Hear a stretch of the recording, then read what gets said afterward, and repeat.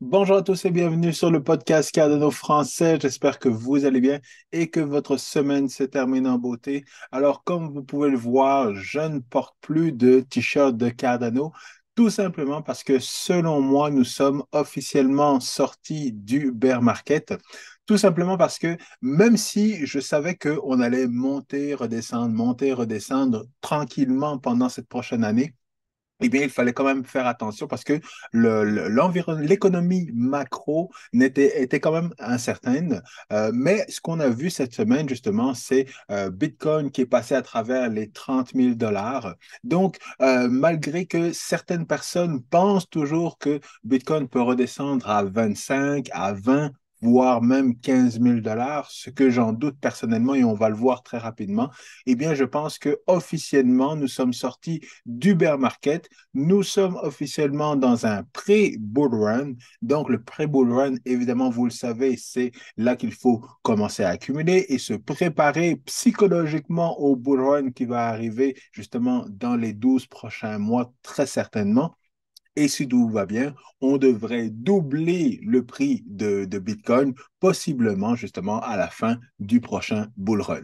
Mais encore une fois, regardons les choses comme elles sont aujourd'hui. On voit que de manière générale, tout est dans le vert.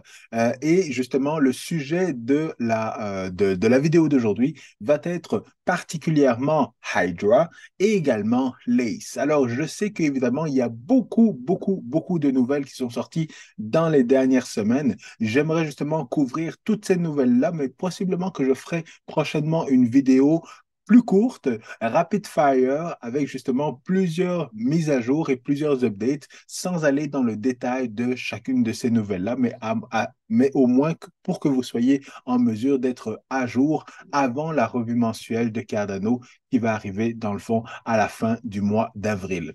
Donc, si vous aimez toujours le contenu de mes podcasts, n'oubliez pas de smasher bien fort le bouton like, abonnez-vous à la chaîne YouTube et partagez cet épisode avec le plus de monde possible. Et comme vous le voyez encore une fois, nous sommes pas mal dans le vert dans les 7 derniers jours du mois parce que justement, après le gros rallye qu'il y a eu au niveau de Bitcoin, Ethereum et tous les altcoins, eh bien évidemment, il faut justement redescendre un petit peu, corriger un petit peu, mais on voit que dans les 7 derniers jours, Bitcoin était à 8%, Ethereum avec la mise à jour justement qui était tant attendue, à savoir comment les gens allaient réagir à cette mise à jour-là, à le unlocking des rewards, eh bien on voit que la majorité des gens ont gardé leur reward et ont gardé leur Ethereum staké parce que justement, ils savent que ça ne sert à rien de vendre là maintenant, sachant que dans un an, ils vont avoir justement des bénéfices beaucoup plus gros que s'ils avaient justement vendu aujourd'hui. Donc, évidemment, ça me fait beaucoup de peine parce que je m'attendais à ce que Ethereum redescende à 1 500 $ pour acheter un Ethereum, mais on sait très bien que tout ce qui monte redescend à un moment donné. Donc, je vais attendre que Ethereum redescende peut-être à 1 700, 1 600 $ pour aller me chercher un Ethereum parce que je pense que le 1 500 $ serait quand même peu probable d'aller le chercher. Mais en tout cas, on voit que justement, les protocoles Proof of Stake, justement, bénéficient à cette mise à jour de Ethereum parce qu'on voit que justement, Cardano, dans les 7 derniers jours, fait beaucoup plus de bénéfices, justement, que Ethereum parce que Ethereum n'est pas la référence en termes de Proof of Stake, mais que c'est bien Cardano qui est la référence. Donc, encore une fois, c'est très bon. Et comme je le disais, dans le fond, c'était mon analyse de la dernière vidéo. Tout ce que Ethereum va faire, c'est pour arriver à la cheville de Cardano. Donc, c'est tout à fait normal que Cardano soit prêt et plus de bénéfices de quelques pourcents, évidemment, par rapport à Ethereum. Mais encore une fois, je suis très déçu parce que le monde est très bullish dans le monde des cryptos et ça ne me fait pas plaisir parce que quand le monde est bullish, ben, ça veut dire que moi, je ne peux pas investir et que je dois continuer d'être patient. Donc, j'ai hâte qu'on retourne justement dans le extreme fear ou dans le fear, comme ça, justement, je peux recommencer à magasiner les différents tokens, augmenter mon bac de ADA, mais actuellement, en tout cas, c'est le temps de prendre des bénéfices si jamais vous êtes un trader. Et rapidement, encore une fois, comme on peut le voir, justement, Bitcoin est sorti justement de ce range qui durait depuis au moins le mois de décembre. Et on voit que justement, on s'attendait à avoir un double top, mais malheureusement, on a eu justement un flag qui s'est formé et avec les nouvelles justement au niveau des États-Unis sur le taux d'inflation qui a diminué, tranquillement diminué, eh bien, cette formation-là était le catalyse justement pour le flag et pour justement avoir un rallye qui a été au niveau de Bitcoin, Ethereum, évidemment avec la dernière mise à jour qu'on a vue, mais également par rapport à Cardano. Donc, c'est sûr que là, on est en train de monter très, très fort, mais c'est certain que justement, quand on défonce des résistances, eh bien, après ça, il faut aller les retester pour savoir si ça se transforme en support ou alors si on redescend évidemment en dessous de ces résistances-là. Même chose au niveau de Cardano, rapidement. Cardano était également dans un range, mais là, encore une fois, ça, grâce à Ethereum, on est passé à travers. Est-ce qu'on va rester au-dessus justement des 40 centimes? Probablement, mais je vais devoir justement replacer mes bids au cas où justement on redescend en dessous et qu'on revienne dans ce range tranquillement pour continuer de monter parce que comme vous le voyez encore une fois, depuis décembre, on a des hauts de plus en plus hauts et des bas de plus en plus hauts également. Et ça, c'est très positif, justement. C'est pour ça que je pense qu'on est sorti officiellement du bear market. Alors, pour tomber dans le sujet de la vidéo, Hydra. Je voulais vous en parler la semaine dernière parce que justement, on avait eu une démo sur le mainnet justement des transactions de Hydra, mais il faut revenir à la base, à savoir qu'est-ce que c'est Hydra exactement. Hydra, c'est le deuxième niveau, donc une solution de deuxième niveau sur la blockchain Cardano. Qu'est-ce que ça veut dire? Ça veut dire qu'on peut comparer Hydra au Lightning Network sur la blockchain Bitcoin ou à d'autres blockchains qui se basent justement sur la blockchain Ethereum, comme dernièrement, on parle beaucoup de Arbitrum. Vous connaissez également Polygon, qui est Matic, l'ancien Matic. Alors, toutes ces solutions-là sont des solutions de deuxième niveau sur des blockchains de base comme Bitcoin, Ethereum et Cardano maintenant. Alors, la différence entre Hydra et les autres, justement, les autres solutions de deuxième niveau que je viens de citer, c'est que Hydra, de un, la différence avec Ethereum, c'est qu'il n'y a pas de token. Donc, il n'y a pas de token avec la solution de Hydra comparative. Lorsqu'on le compare justement à Arbitrum ou alors à Polygon sur la blockchain Bitcoin, sur la blockchain Ethereum, qui ont leur propre token. Et même Vitalik Buterin mentionnait à l'époque que ça ne sert à rien nécessairement d'avoir un token pour des solutions de deuxième niveau pour augmenter justement la performance sur des blockchains de base. Mais encore une fois, ben, le token qu'ils ont utilisé surtout dans l'écosystème d'Ethereum sont faits pour justement surtout la spéculation mais pour l'utilisation aussi, fait qu'ils les utilisent, mais encore une fois, c'est pas nécessaire d'avoir justement un token pour des solutions comme ça. Et c'est justement pourquoi Hydra n'a pas de token. Donc, n'entrez pas justement si jamais vous voyez un token Hydra ou un projet qui va lancer quelque chose sur Hydra avec un token et ainsi de suite, là, je mettrai un bémol justement et je ferai beaucoup plus attention. Je ferai attention justement pour ne pas tomber dans ce genre de scam.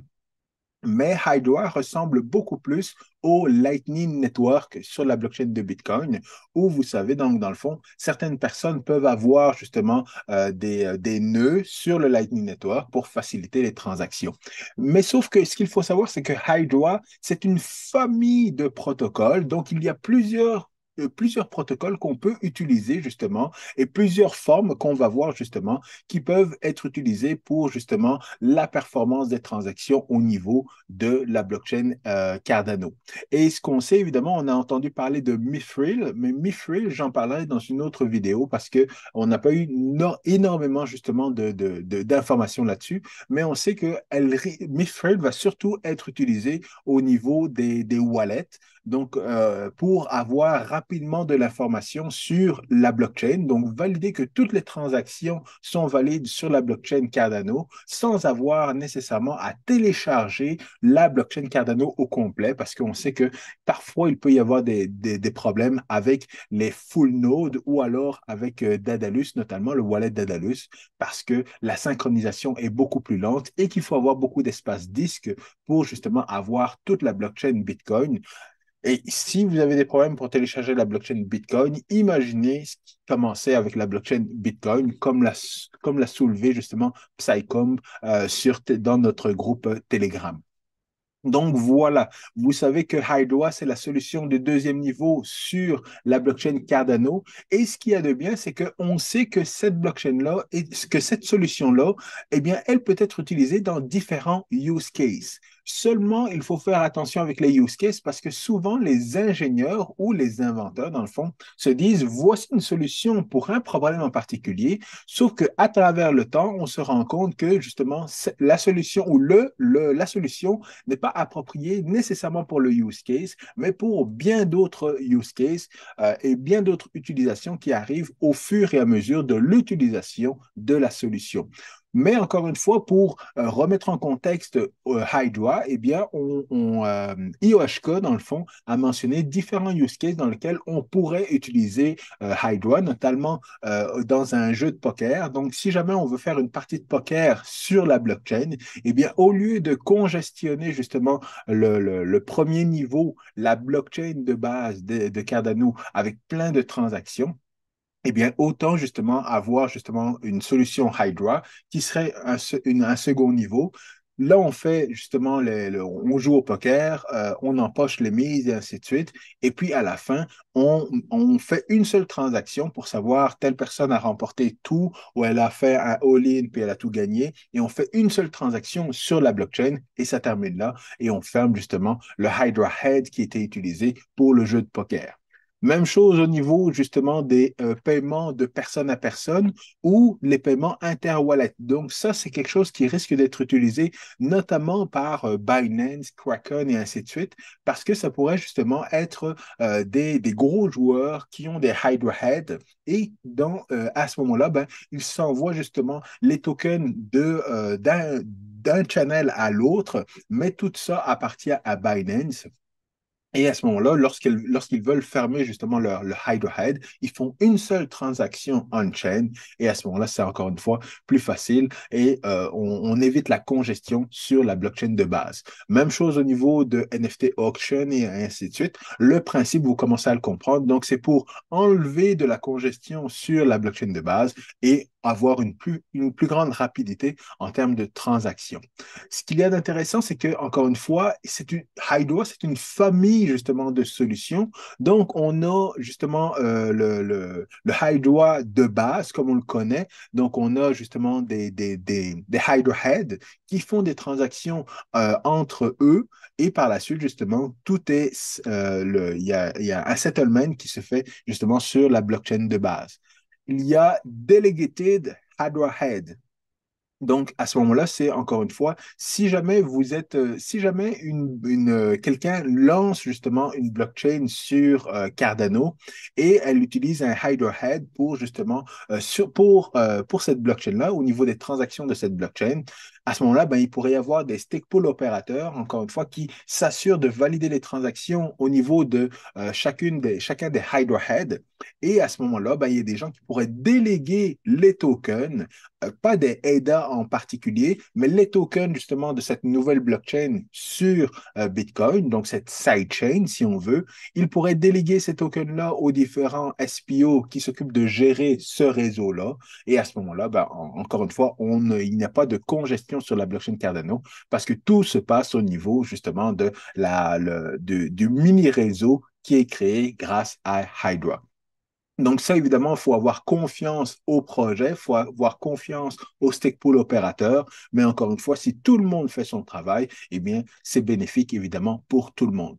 Il y a également Manage Hydra Head. Et donc, ça, c'est beaucoup plus avoir à utiliser Hydra comme un service. Donc, on entend beaucoup parler de SaaS, de Solution as a Service, de IaaS, Infrastructure as a Service, et ainsi de suite. Donc, c'est une compagnie ou quelqu'un qui veut utiliser justement une Hydrohead pour passer une transaction sur la blockchain Bitcoin, eh bien, il va payer un certain montant pour que sa transaction passe en priorité. Et puis, ben, tout simplement, c'est ça. Il paye pour le service et à ce moment-là, ben, encore une fois, on a différents Hydrohead qui s'occupent de faciliter les transactions, de valider les transactions et après ça, de tout mettre officiellement on-chain sur la blockchain Cardano.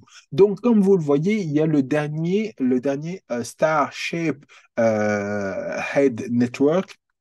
Lui est un petit peu plus complexe, mais on voit que justement, il y a différentes familles, encore une fois, de solutions Hydra qui vont être utilisées. Et ce qu'il y a de bien, encore une fois, c'est que les développeurs ont mis des références les développeurs de IOHK ont mis des références pour que ce soit plus facile pour les développeurs d'utiliser justement les différents types de protocoles et de solutions. Donc, encore une fois, tout ce qui va rester, c'est justement que les gens utilisent justement les différentes solutions ou la solution dépendamment de leur use case, de leur projet et ce qu'ils veulent mettre en place. Donc, ça reste très intéressant et justement, la démo qui a été faite au niveau du mainnet a été une démo super qui a été très réussie et très utilisée parce qu'on voit toutes les pixels, toutes les carrés que vous voyez qui sont en train de se former. Eh bien, ça, ce sont des transactions que les gens ont payées pour faire des dessins au niveau de ce canevas-là.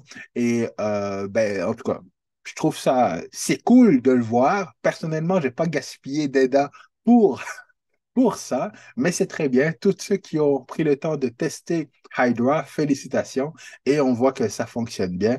Et c'est ça qu'on veut. Maintenant, on veut des vraies applications, puis on ne veut pas juste des dessins comme ça. On veut des vraies applications qui utilisent Hydra et qui servent justement au réseau de Cardano. Mais au moins, on voit que la solution est fonctionnelle en production au moins pour la démonstration qui a été faite. Donc, encore une fois, on attend des nouvelles justement dans les prochaines semaines pour savoir quand est-ce qu'on va avoir vraiment cette solution-là sur le mainnet et avoir des solutions qui vont adopter peut-être au niveau du DeFi, peut-être au niveau des wallets, peut-être au niveau du Web3, au niveau des NFT. Donc, on attend vraiment de voir comment les gens vont utiliser Hydra pour que ce soit justement bénéfique pour la blockchain Cardano.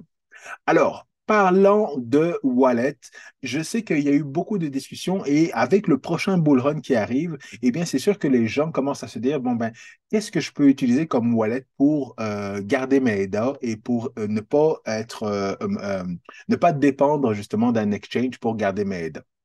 Alors ici, on a une liste des 9 meilleurs wallets en 2023 et c'est sûr que l'ACE n'était pas sorti lorsque la personne a écrit son article, mais évidemment, Ledger Nano X ou tout ce qui est hardware wallet, ce sont justement les meilleures solutions justement en termes de sécurité pour justement garder vos ADA. Donc c'est sûr que je recommande toujours d'utiliser un hardware wallet, que ce soit Ledger, que ce soit Trésor, peu importe, mais un bon Ledger, un bon hardware wallet est vraiment la meilleure chose que vous pourrez faire pour justement sécuriser vos ADA.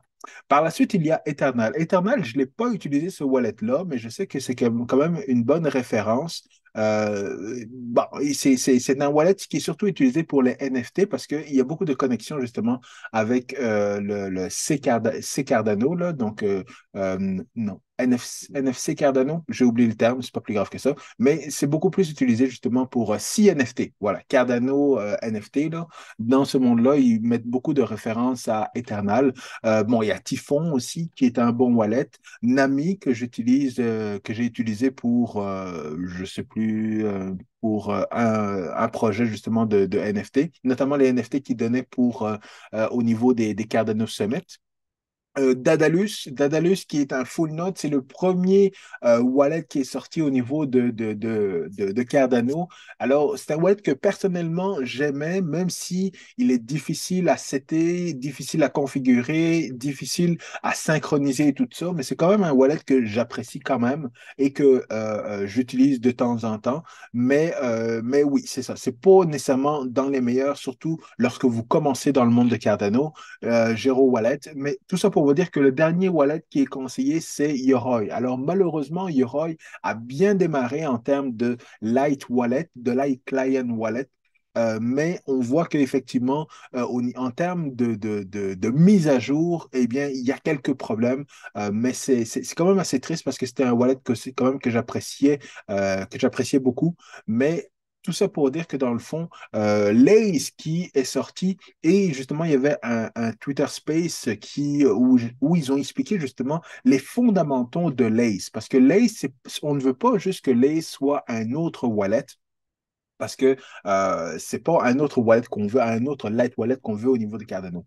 C'est qu'on veut avoir une référence en termes justement de identité dans le Web 3. Donc, Lace va être la référence au niveau du Web 3 en termes d'identité, en termes de gouvernance pour pouvoir justement voter, pour pouvoir voter avec justement des EDA. On veut qu'il y ait une intégration facile, que ce soit une référence en termes d'intégration pour les DApp. On veut que ce soit, Lace, dans le fond, veut être la prochaine génération de wallet. Et on ne veut pas juste que ce soit au niveau des NFT, que ce soit au niveau des cryptos, au niveau de l'identité. On veut également avoir un DApp Store, donc un store pour les applications, les DApp, et que justement, que ce soit des DApp qui ne soient pas gérés par IOHK. On veut que ce soit des DApp qui soient gérés par la communauté.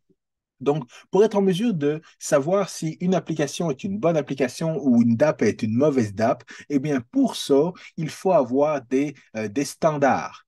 Se baser sur des standards qui vont permettre à la communauté de savoir oui, ça c'est une bonne DApp ou non, c'est pas une bonne DApp. Notamment avec des certifications. Donc, des certifications, il faut que les projets passent des audits par justement des compagnies qui sont des références et qui permettent de dire ce projet-là, il a passé cette certification-là. On a fait un audit au niveau des contrats intelligents. On a fait un audit par rapport au code, le code on-chain, le code off-chain et ainsi de suite. Et ils ont passé toutes les audits haut la main. Ils ont corrigé tous les bugs. Donc, c'est ce qui va permettre justement avec un code de couleur ou je ne sais pas quel artifice, mais c'est ce qui va pas permettre justement à la communauté de dire c'est un wallet de type A. Et si jamais il y a un autre projet n'a aucune certification ou alors n'a passé aucun audit et tout ça, eh bien ça, ce sera un wallet de type Z. Et vous avez le choix d'utiliser dans le fond ce wallet-là qui est coté Z, mais ce sera à vos risques et périls. Ou alors si jamais ce projet-là justement a passé un audit avec une compagnie que personne ne connaît, ben, c'est sûr et certain que à ce moment-là, ben, il va falloir faire attention parce que si on voit, oui, ils ont passé un audit, mais que la compagnie, c'est pas une compagnie qui est utilisée par les autres blockchains ou qui n'est pas utilisée justement par IOHK dans son développement, eh bien, c'est sûr et certain que ça remet un doute en termes de confiance par rapport justement à cette application. Donc, Lace, c'est quand même quelque chose que j'attendais depuis longtemps. Ce qu'il y a de bien également, c'est que Lace va permettre également d'avoir des outils directement intégrés pour que les développeurs soient en mesure justement d'utiliser ces outils-là sans avoir à les développer. Donc, ça, c'est quelque chose de très important au niveau de l'adoption. Tout simplement parce que il faut pas, lorsqu'on crée un projet au niveau de la blockchain, et ça, j'ai référé justement encore à une personne, parce que je fais de l'accompagnement parfois au niveau des projets, de certains projets blockchain. Parfois, ils veulent trop se concentrer sur la partie blockchain, NFT, crypto-monnaie et ainsi de suite. Et il faut toujours ramener les différents projets par c'est quoi votre besoin, c'est quoi votre service, c'est quoi le service que vous offrez aux gens ou c'est quoi le bien que vous offrez aux gens. Et ce service et ce bien, s'il répond à une problématique, à ce moment-là, ben, c'est sûr et certain que vous allez faire de l'argent. Que vous utilisez la blockchain à 20%, 10% ou à 50% ou à 80%, peu importe, c'est une technologie, c'est un outil. Mais si votre bien et votre service répondent justement à des personnes qui ne savent pas c'est quoi la blockchain, eh bien, c'est là que vous êtes sûr de justement faire beaucoup d'argent.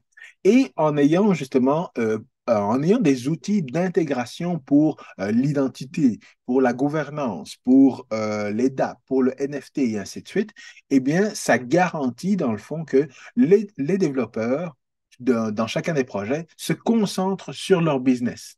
Et ils ont besoin justement d'une librairie pour intégrer le KYC, par exemple, eh bien, ils s'en vont ils s'en vont sur Lace et ils utilisent justement les librairies disponibles pour intégrer le KYC à leur application. Même chose au niveau du vote en ligne, même chose au niveau justement des NFT et ainsi de suite. Tout ça, ça doit être natif au niveau de l'ACE et c'est justement ce que les prochaines générations de wallets vont justement être capables de faire parce qu'actuellement, il n'y a pas encore justement de wallet qui offre justement un dApp Store ou quelque chose comme ça et qui soit géré non pas par une entité centralisée, mais bien par justement la communauté et que ce soit décentralisé. Donc, même chose pour les NFT. Les markets d'NFT, comme, bon, j'ai oublié le plus grand, là, mais les NFT markets sont généralement centralisés et c'est bien parce que c'est convenient pour tout le monde, mais justement, ça a un désavantage parce que si, par exemple, il y a un problème entre la compagnie, la compagnie qui a le marketplace pour NFT et l'auteur ou le créateur ou les créateurs du projet, et bien à ce moment-là, ben, ils peuvent être barrés de ce marketplace-là. Et évidemment, ça, c'est quelque chose qui est un petit peu moins décentralisé et un petit peu moins justement dans ce qu'on partage au niveau de la blockchain et ainsi de suite. Donc, voilà un petit peu par rapport à la LACE. Donc, comme vous le voyez, il y a plein de choses qui sont intégrées au niveau de de ce wallet-là. J'avais fait déjà la démo et je suis vraiment content, encore une fois, que ce soit quelque chose qui soit disponible. Ça a pris quand même presque 2 ans pour développer LACE et encore une fois, tout n'est pas disponible. Alors, c'est sûr je fais beaucoup de publicité par rapport à ça, j'en parle beaucoup parce que j'ai beaucoup d'espoir que ça va être quelque chose de très réussi et que entre justement le premier wallet qui a été créé par l'équipe d'IOHK qui est Dadalus et Lace, eh bien, il y a un monde de différence. Parce qu'on voit qu'ils ont fait beaucoup plus attention aux détails, aux fonctionnalités et ainsi de suite. Ils ont beaucoup plus pris leur temps pour justement développer quelque chose de beau plutôt que de se dépêcher et de développer quelque chose qui est problématique au lancement, justement, comme Daedalus à l'époque. Mais malgré tout, même si Daedalus n'était pas parfait lorsque c'est sorti, eh bien, les gens ont quand même utilisé Daedalus et ça reste quand même un wallet de référence dans l'écosystème de Cardano. Donc, voilà un petit peu ce que je voulais vous partager dans cette vidéo. Donc, encore une fois, si vous êtes intéressé, justement, testez le nouveau wallet de Lace, comparez-le aux autres wallets. Et encore une fois, une rotation de vos portefeuilles crypto est une chose qui est importante de faire. Une fois de temps en temps, là, vous prenez votre wallet et de manière sécuritaire, bien entendu, là, vous transférez vos cryptos d'un wallet à l'autre. Évidemment, votre wallet vous appartient. Et encore une fois, si vous avez 1 million d'EDA, eh bien, ne transférez pas one shot 1 million d'EDA. Vous commencez par un EDA, vous assurez que ce soit transféré. Après ça, vous faites 10, un autre 10, et après 1 million, puis 2 millions. Et vous ferez justement comme Charles, vous transférez vos millions d'EDA d'un wallet à l'autre. Donc, c'est ce qu'on appelle la rotation de wallet et c'est quelque chose qui est très conseillé à faire dans le monde des cryptos. Alors, je termine là-dessus. Merci beaucoup d'être revenu justement sur le podcast Cardano français. Je vous souhaite un bon week-end. À très bientôt. Peace.